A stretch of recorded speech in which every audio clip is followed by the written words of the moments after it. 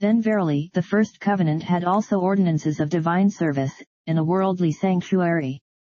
For there was a tabernacle made, the first, wherein was the candlestick, and the table, and the showbread, which is called the sanctuary.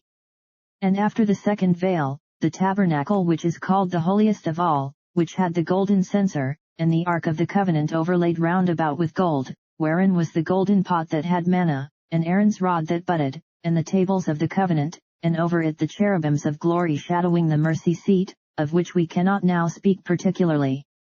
Now when these things were thus ordained, the priests went always into the first tabernacle, accomplishing the service of God. But into the second went the high priest alone once every year, not without blood, which he offered for himself, and for the errors of the people, the Holy Ghost, this signifying, that the way into the holiest of all was not yet made manifest, while as the first tabernacle was yet standing, which was a figure for the time then present, in which were offered both gifts and sacrifices, that could not make him that did the service perfect, as pertaining to the conscience, which stood only in meats and drinks, and divers washings, and carnal ordinances, imposed on them until the time of Reformation. But Christ being come and high priest of good things to come, by a greater and more perfect tabernacle, not made with hands, that is to say, not of this building, neither by the blood of goats and calves, but by his own blood, he entered in once into the holy place, having obtained eternal redemption for us. For if the blood of bulls and of goats, and the ashes of an heifer sprinkling the unclean, sanctifieth to the purifying of the flesh, how much more shall the blood of Christ, who through the eternal Spirit offered himself without spot to God, purge your conscience from dead works to serve the living God?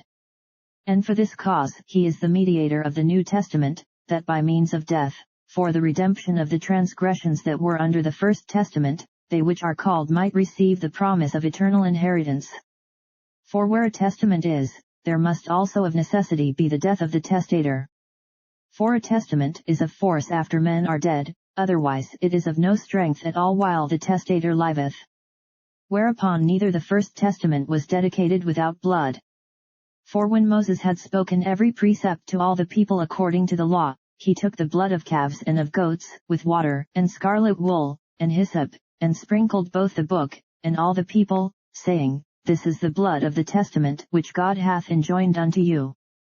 Moreover, he sprinkled with blood both the tabernacle, and all the vessels of the ministry. And almost all things are by the law purged with blood, and without shedding of blood is no remission.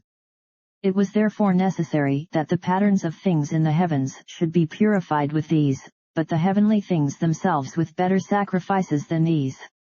For Christ is not entered into the holy places made with hands, which are the figures of the true, but into heaven itself, now to appear in the presence of God for us, nor yet that he should offer himself often, as the high priest entereth into the holy place every year with blood of others, for then must he often have suffered since the foundation of the world, but now once in the end of the world hath he appeared to put away sin by the sacrifice of himself.